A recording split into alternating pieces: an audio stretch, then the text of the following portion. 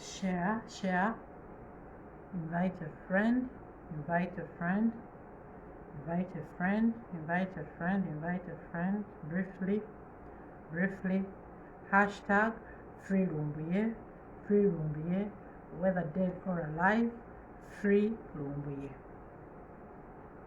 Free Lumbuye, whether dead or alive, free Lumbuye. The problem of Uganda is not Fred Kajubi Lumbuye. Ekizibu kya Uganda, it's not Fred Kajubi Lumbuye. And these other countries should stop underestimating Africans and Africa. I repeat, Turkey and other countries of the world, you should stop underestimating Africa and Africans. Hashtag free Kajubi Fred Lumbuye. Fenna tubadde twali twasirikanga struggle tujirimu naye nga tuli wansi.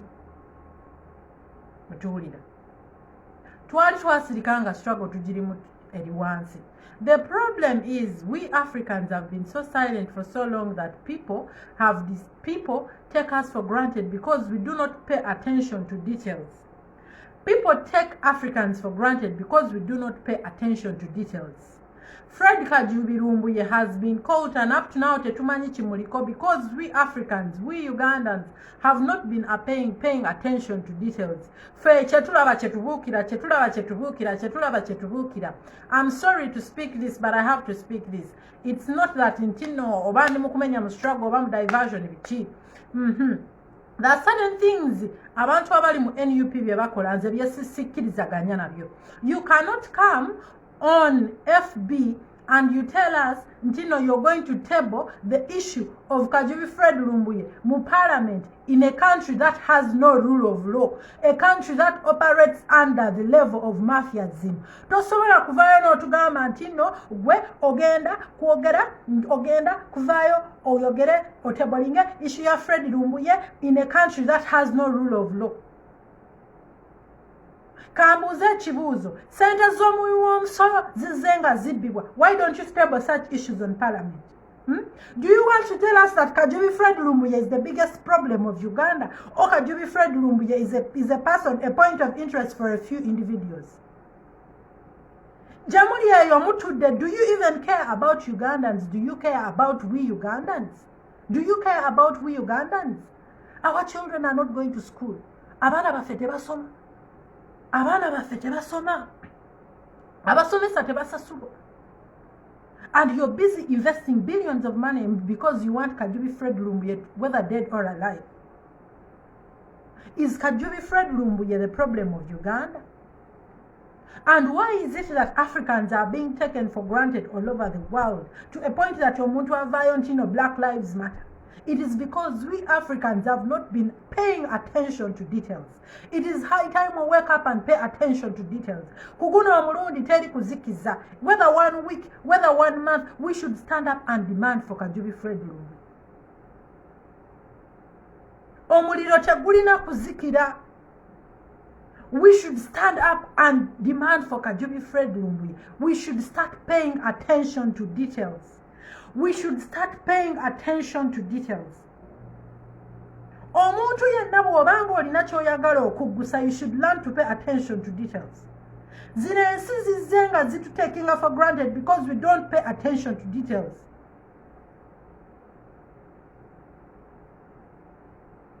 And if we do not learn to pay attention to details, mbalayirira aga Katonda Kajubi bajjamu kukusaba muyise bamuzze Uganda. And you know what it means, Kajubi Fred Lumbuye we bamukukusa ne bamuzze Uganda, Kajubi aba awedde.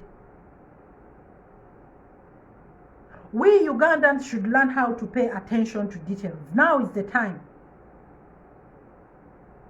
Kubanga nze me, I'm very annoyed and I'm so annoyed. Tosobola kuida ku live kuno watukoba nti esonga ya Kajubi Fred Lumbuye ndi jaji tebolinga njite ku parliament.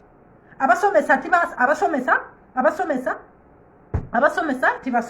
Abana tibasoma. Nabanja yarumukane sente da COVID. Ono Diana Atwine yarumukane sente da COVID. Uganda eri ramshako dieti. Abembi bali kufuna certificates ku certificates. Okuvayo omuntu n'atayidi kwemba, atayidi kuvamu na kalobozi ka. and you're busy here. You, instead of tabling, talking about issues that of substance, come on live or do details. Edgamagana Kajubi Fred Lumbuye. What was it? Details Edgamagana Kajubi Fred Lumbuye. Come and stand up and say free Kajubi Fred Lumbuye. Tweet. Put hashtags everywhere, but don't come and fool Ugandans and you think that every Ugandan is a fool and a piece of cake to eat. Timuja kuvayo mutumaniriye. Timuja kuvayo nze nabayirensaze wonsirike. Nabayirensaze wonsirike mbiveeku nti mukwano gwange yambuza nti ebintu bya Kajubi Fred Lumbuye byakutairemu akatengo. Namukoba nti no, tibintairemu katengo.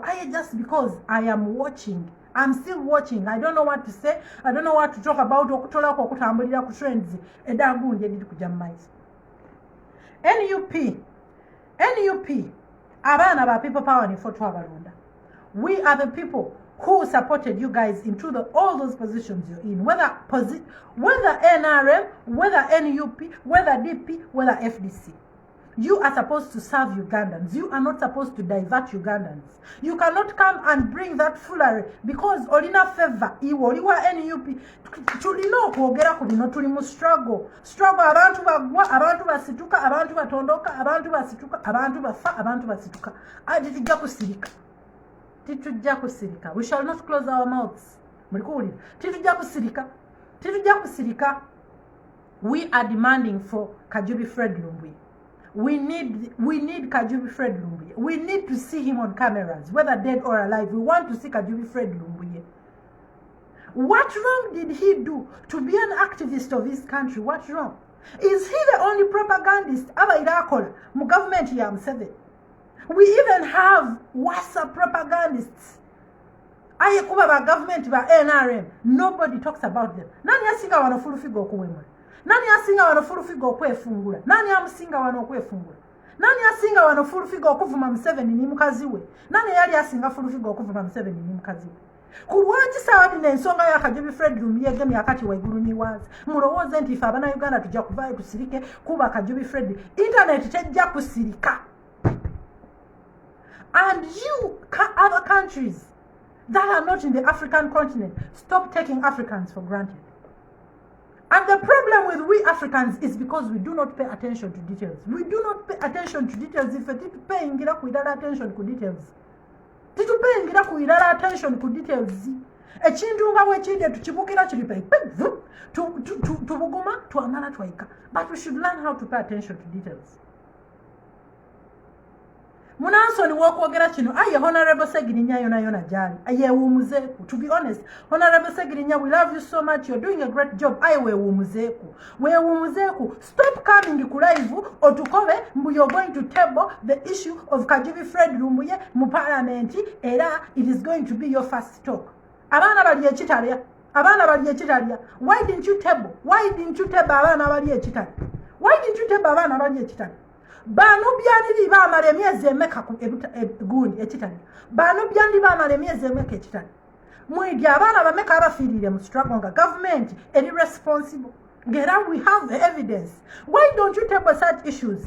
Why are you coming to fool we Ugandans? Ngera on the Human Rights Commission. You want to say Kajubi Fred Lumbuye is the only Ugandan that has been brutalized. We are demanding for him because he is an activist and a freedom fighter and he has the freedom of speech. Aya titujja kuveyo tuikiririze ganya mufulare waimwe. Ejamipira jaimwe jemuzana. Timujja kufulinga buli muna Uganda. Mwewumuzeku. We are not attacking you. I to leave about it. To sit and engage tubatuka kwa mwewumuzeku. Olikumpulira. Segirinya okola omulimu omulungi yezi Kawempe Hospital ambulance to Dibona. Bobo olikuida ku live. Don't think that you're addressing every Ugandan who enjoys propaganda. We enjoy yes propaganda, but we listen and we reason and we pick up things. We don't want people to look at us as fools inti abantu abali kwenda change bantu basiruti bategera tibasengika nsonga. Please, if you're saying that you're going to table issues on parliament concerning Kajubi Fred Lumbuye, tell us tangible issues. Kajubi Fred Lumbuye is not the problem of Uganda.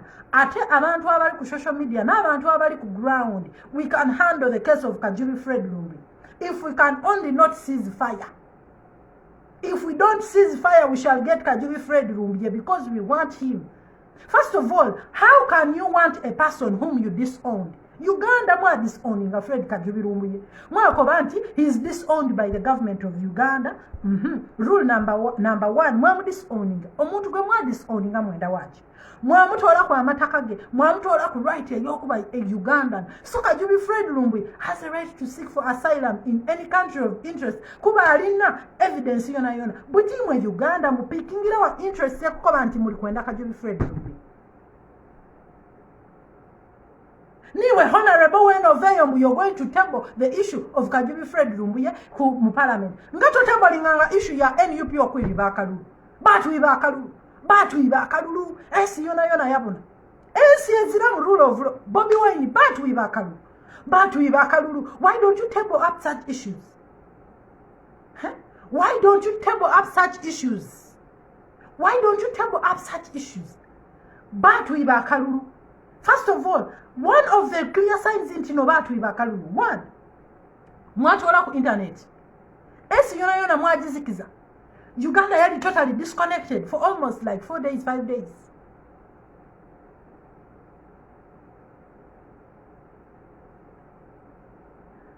Aye mulikuirawo, mulikwenda kutuiza mu diversionary. You're not going to divert us on this issue. Timujja kutudivertinga ku issue ya Kajubi Fred. Kuba Uganda yavunda mvundu. Abaana baife bamaze emyaka giti. Bakola coaching tibajja ku isomero kusoma. Baliremere ebatuuse balina we batuuse. Timujja kuvaayo and you fool Ugandans. Kamba kobere. The government of Uganda, the only plea and the only request we Ugandans ask is things to be done the right way. To serve a proper public service, to serve into every essential to every Ugandan. You fail to deliver, and you're putting billions of money in Kajubi Fred Lumbuye, a person whom the government disowned publicly. Why is he a point of interest? Chile chinamudigu chile chigundi chifuru figure. Chona chifanana nga bwe chenda. Chona chavayo mbu Kajubi bwe bamuleta bamuwe life imprisonment. Who are you? Who are you to begin saying that Kajubi should be sentenced to life imprisonment? Who are you? Choli kwenda okukoba nti abaana abana Uganda abayidye nganga bafato babona. Abaana abana Uganda abayidye nganga bafato babona. You people, you should stop taking us for granted. We are a generation and we want to be heard. We need service. We need service. Tulikwenda service provision. Timujja kuvere ife mutandike nga kukalubya mtu wena kukakanaza nkoto. Nga timuli kukola service delivery.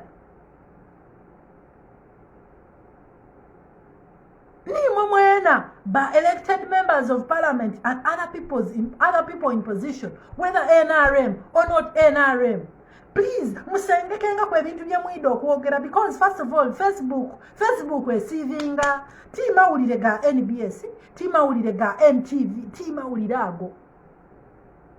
When you're on Facebook, we need quality, we don't need quantity. Yes, you said that Lumbuye is going to come to Uganda by today. Where is he? Where is he? Where is he? Where is he? Where is Lumbuye?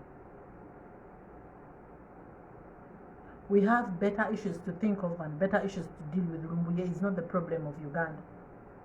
The government of Uganda should check the system. The government of Uganda should sit down and check the system. Because this is what everybody is saying. You should sit down and check the system. And these other European countries and Asian countries, you should stop taking Africans for granted.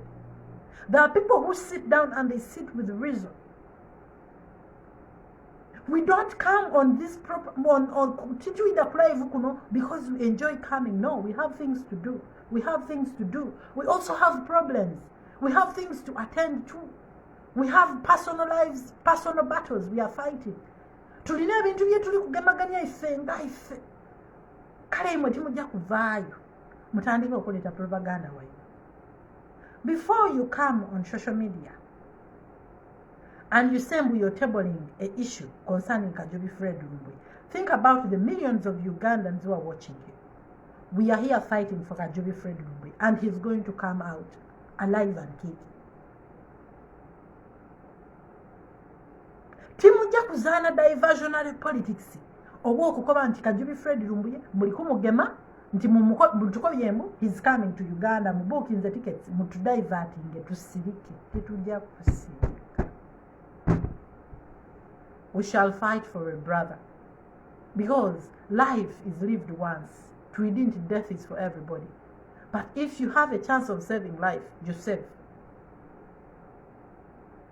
Kale mwetereze tujja kuba nga bwe tuli kuba Muhammad Nsereko tubidaba kuba musengeke ebigambo byemwogera mudeme kuzaana mizaano gy'abaadiikula twakoowa emizaano egy'obwadiikula. All the time muli kuzaana katemba, muli kuzaana you're playing muzanya katemba mugenda muzanya pakadi. Mulowooza nti no everybody who is on social media muzanyi wa katemba era diikula era abayagala kulaba diikula. Mulowooza nti no buli omu abayagala kulaba diikula. No, tetwagala kulaba bintu bya diikula. We want to see things with reason. We should demand the Turkish embassy to release Kajubi Fred Lumumba because we want to see him. They should bring him and they should show him to the public. Tuenda kuba na Kajubi Fred Lumumba. Whether dead or alive, we want to see Kajubi Fred Lumumba. And these other countries should take an example. Titukayenda, we really don't want. Titukayenda, enough is enough. Africans have been taken for granted for a very long period of time. It is high time we have to stand up and speak for ourselves and fight for our own and defend our own. Freedom is coming tomorrow. Freedom is coming tomorrow. I mulekera okuzana diversion politics. We have more problems in Uganda that imwe ba MP aba NUP ngozana diversion politics. Mulekera okuzana diversion politics. Mulekera okuida wano okutuwudisa okutusirwaza mulowooza nti everybody sees things the way you want us to see things. Abandi twabata mu bifo ebyo because we want you people to serve as an example. This is a move. This is a movement.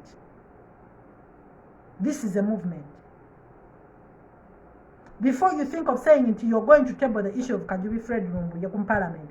Tablinga okutwiba akalulu mu Parliament. Table that, and you see whether rule of law will operate. Table that. Kuba, the problem is to enda Kyagulanyi atyame model. As we say hashtag free Kajubi Fred Lumumba, to enda Kyagulanyi abe model. Because he's the elected president of Uganda. Where is he? Alimagere. Why isn't he in State House? Edembere dokusuuyanga abantu edo titukadenda. Tulina bakoowu ife. Tuboine bingi. Tulina bakoowu. Walingirira kana akapengere kapenge. Mbu is coming also to analyze. What is he coming to analyze and what is he coming to tell us? Singa pengeni gwe bageme, we wouldn't even make that noise. We wouldn't. Because he has proved himself to the public that is nonsensical.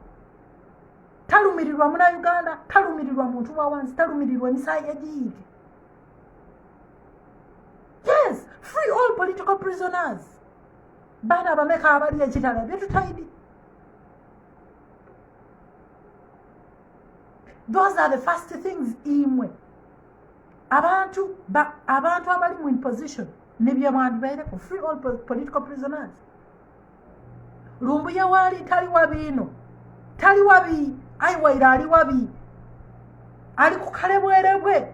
But how about abana bebatoire mu enkumu, bebatoire mu gundi, bebatoire if for us we want to seek a Kajubi Fred Lumumba. Mubulingeri yonayo.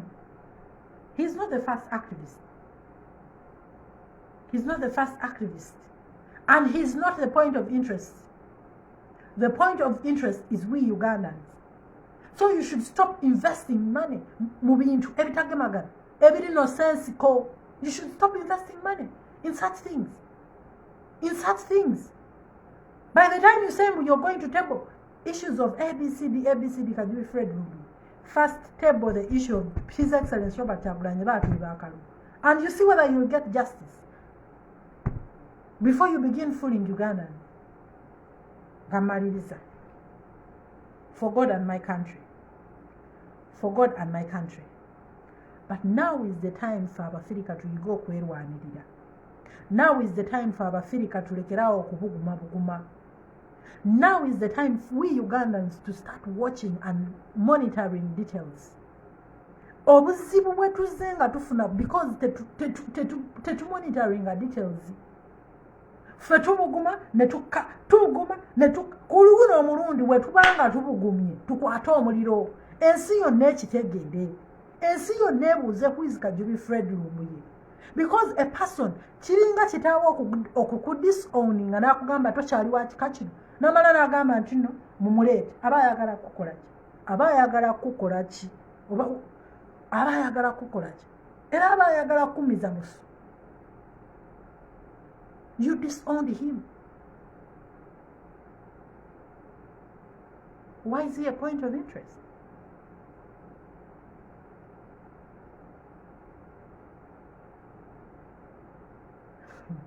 I should block this idiot. Hold on. Where is this idiot? Why did Bajabe fool abagezi? Where is he?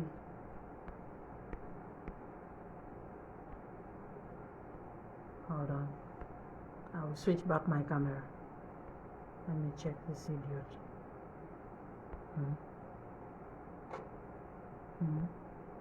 Tumija kuvanga eyo mwide mutumanirire on the account and on the life of Ugandans. I'm not even seeing the idiot. Yeah, aliwaye. Banange for God and my country. Tuliyambala engule, the struggle still continues. There are very many Lumbuyes out there.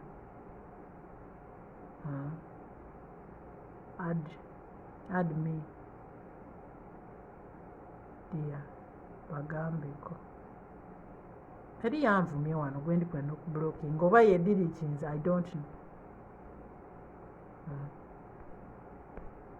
Wedinze tikayenda kamaniriro ku Facebook.